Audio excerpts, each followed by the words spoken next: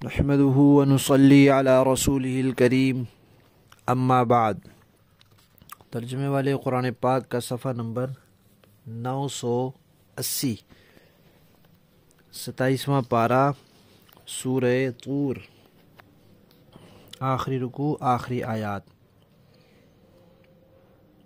آیت نمبر 44 تا 49۔ اعوذ باللہ من الشیطان الرجیم، بسم اللہ الرحمن الرحیم۔ وَإِن يَرَوْا كِسْفًا مِّنَ السَّمَاءِ سَاقِطًا يَقُولُوا سَحَابٌ مَّرْكُومٌ فَذَرْهُمْ حَتَّى يُلَاقُوا يَوْمَهُمُ الَّذِي فِيهِ يُصْعَقُونَ يَوْمَ لَا يُغْنِي عَنْهُمْ كَيْدُهُمْ شَيْئًا وَلَا هُمْ يُنصَرُونَ وَإِنَّ لِلَّذِينَ ظَلَمُوا عَذَابًا دُونَ ذَلِكَ وَلَكِنَّ أَكْثَرَهُمْ لَا يَعْلَمُونَ وَاصْبِرْ لِحُكْمِ رَبِّكَ فَإِنَّكَ بِأَعْيُنِنَا وَسَبِّحْ بِحَمْدِ رَبِّكَ حِينَ تَقُومُ وَمِنَ اللَّيْلِ فَسَبِّحْهُ وَإِدْبَارَ النُّجُومِ۔ صدق اللہ العظیم۔ گزشتہ آیات میں مشرکین مکہ کا تذکرہ تھا، اب بھی انہی کی بات چل رہی ہے کہ مشرکین مکہ طرح طرح کے مطالبے کرتے تھے۔ کبھی کہتے تھے کہ آسمان ہم پر گرا دیں اگر آپ سچے ہیں، کبھی کیا تو کبھی کیا۔ اللہ تعالیٰ فرما رہے ہیں کہ یہ جو مختلف معجزات کے، نشانیوں کے مطالبے کر رہے ہیں، یہ اس لیے نہیں کر رہے کہ ان کو کچھ شک پڑا ہوا ہے تو یہ اطمینان چاہتے ہیں، تو اس لیے چاہ رہے ہیں کہ ایک نشانی اور دکھا دیں تاکہ ہمارا دل مطمئن ہو جائے، اس لیے نہیں ہے۔ یہ تو ضد پر اڑے ہوئے ہیں، انہوں نے یہ طے کر رکھا ہے کہ ہم نے نہیں ماننا۔ پھر مطالبے کیوں کر رہے ہیں؟ صرف تماشے کے لیے، دل لگی کے لیے کہ چلو جی ایک اور تماشا دیکھیں گے۔ تو نعوذ باللہ، پیغمبر کا معجزہ، اللہ کی قدرت کی نشانیوں کا ظہور، یہ تماشے دیکھنے کے لیے تو نہیں ہوتا۔ تو اسی بارے میں فرمایا کہ اگر ہم آسمان کا کوئی ٹکڑا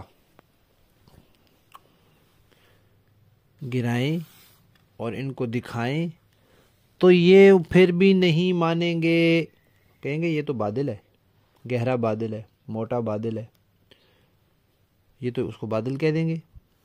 یعنی ماننے کا ان کا کوئی ارادہ ہی نہیں ہے، تو جب ارادہ نہ ہو تو پھر کوئی کیا منوا سکتا ہے؟ لہذا آپ ان کو رہنے دیجئے، یہ اپنی ضد پر، مخالفت پر اڑے رہیں حتیٰ کہ ان کی موت آ جائے اور پھر یہ اللہ کے ہاں پہنچ جائیں، اور جس دن ان کے ہوش اڑ جائیں گے اس دن سے یہ جا ملیں، پھر ان کا حساب کتاب برابر ہوگا۔ اور وہ دن ایسا ہوگا کہ دنیا میں تو یہ تدبیریں کرتے ہیں، وہ تدبیروں کا کچھ نہ کچھ اثر بھی ہو جاتا ہے، اگرچہ اللہ تعالیٰ ان کو ختم بھی فرما دیتے ہیں، لیکن آخرت میں ان کی کوئی تدبیر کام نہیں آئے گی اور کوئی دوسرا ان کی مدد بھی نہیں کرے گا۔ اور آخرت تو ہے ہی ہے، ایسے لوگوں کے لیے تو اس سے پہلے بھی عذاب ہے، لیکن اکثر ان میں سے جانتے نہیں۔ چنانچہ پھر بدر میں اور اسی طرح دوسرے غزوات میں کفار کو صحابہ کرام کے ہاتھوں یہ عذاب اللہ کی طرف سے مسلط ہوا اور کفار اس میں مارے گئے۔ نبی پاک صلی اللہ علیہ وسلم کو یہ تسلی دی ہے کہ اللہ تعالیٰ نے جو آپ کو حکم دیا ہے آپ اس پر صبر کیجیے، آپ ہماری حفاظت میں ہیں، ہماری نگرانی میں ہیں، ہمارے سامنے ہیں آپ، اور غم نہ کیجیے۔ یہ جو کفار ایمان نہیں لا رہے، باتیں بنا رہے ہیں، تکلیفیں ایذائیں پہنچا رہے ہیں، تانے کس رہے ہیں، دوسروں کو اسلام لانے سے روک رہے ہیں، یہ جو غم آپ کو ہے، اس غم سے نکلیے، اور اس کا طریقہ یہ ہے کہ اللہ کی حمد کیجیے، اللہ کی تسبیح بیان کیجیے۔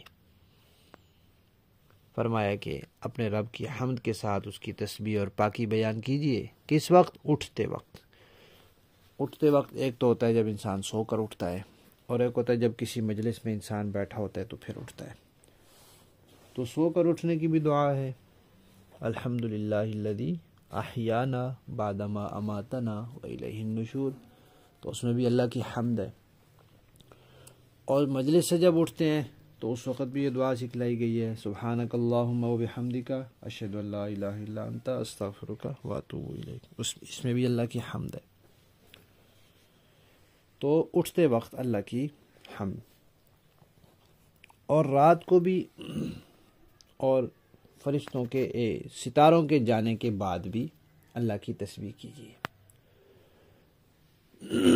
رات میں بھی کچھ اللہ کو یاد کرنا چاہیے، ذکر اذکار کرنے چاہیے، تسبیحات پڑھنی چاہیے، نوافل پڑھنے چاہیے۔ اور صبح کے وقت بھی جب ستارے ڈوب جاتے ہیں تو وہ بڑا ہی بہترین وقت ہوتا ہے، بہت برکت والا وقت ہوتا ہے۔ بڑے ہی بد نصیب لوگ ہوتے ہیں وہ جو خام خواہ صبح سو جاتے ہیں۔ صبح کی نماز کے بعد تلاوت کا وقت ہوتا ہے، عبادت کا وقت ہوتا ہے، صبح تہجد کا وقت بھی، اور فجر کے فوراً بعد کا بھی، سورج نکلنے تک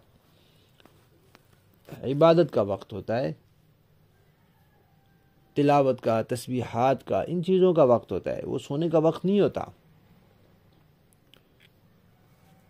جو لوگ اس وقت سو جاتے ہیں وہ اس ساری برکت کو ضائع کر دیتے ہیں، اور نحوست ان پر چھا جاتی ہے۔ صبح سونے سے مکمل پرہیز کرنا چاہیے۔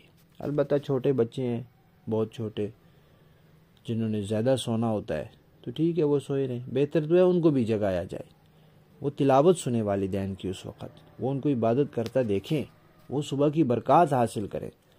لیکن اگر ان کی ایسے اپنی عبادت میں خلل آتا ہے تو سوئے رہیں۔ لیکن جو بچے کچھ بڑے ہو جاتے ہیں، 4 5 6 سال کے، ان کو اٹھا دینا چاہیے۔ ہاں کوئی بیمار ہے تو سو جائے، کوئی کسی وجہ سے تھکا ہوا ہے، رات دیر ہو گئی تھی کبھی اتفاقاً، تو وہ سو جائے، کوئی سفر سے آیا ہے سو جائے۔ تو اس طرح تو ہے، لیکن خام خواہ صبح سو جانا یہ بڑی ہی بری بات ہے۔ تو تسبیح کا فرمایا۔ اب تسبیح سے مراد نماز بھی ہو سکتی ہے، کیونکہ نماز بھی اللہ کی یاد ہے، تسبیح ہے، اور ویسے ذکر اذکار بھی ہو سکتے ہیں۔ اور رات کا بھی کہا، اور ستاروں کے ڈوبنے کے بعد کبھی کہا۔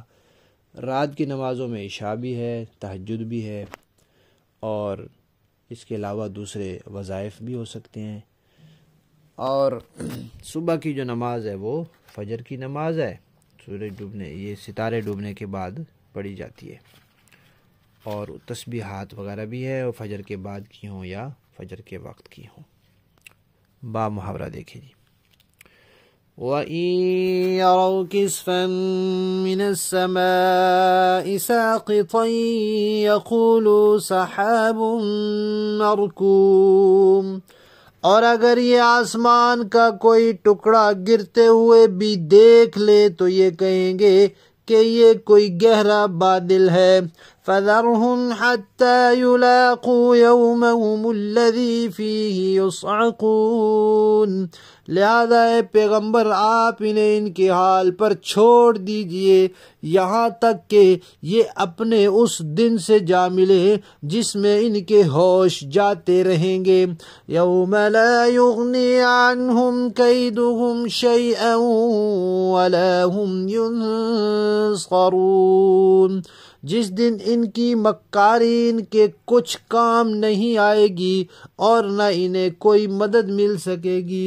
وَإِنَّ لِلَّذِينَ ظَلَمُوا عَذَابًا دُونَ ذَلِكَ وَلَكِنَّ أَكْثَرَهُمْ لَا يَعْلَمُونَ، اور اس سے پہلے بھی ان ظالموں کے لیے ایک عذاب ہے، لیکن ان میں سے اکثر لوگوں کو پتہ نہیں ہے۔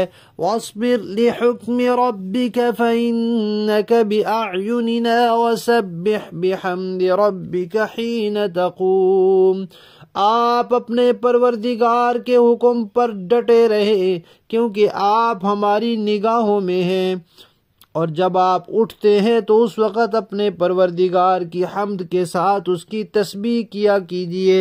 وَمِنَ اللَّيْلِ فَسَبِّحْهُ وَإِدْبَارَ النُّجُومِ، اور کچھ رات کو بھی اس کی تسبیح کیا کیجیے اور اس وقت بھی جب ستارے ڈوبتے ہیں.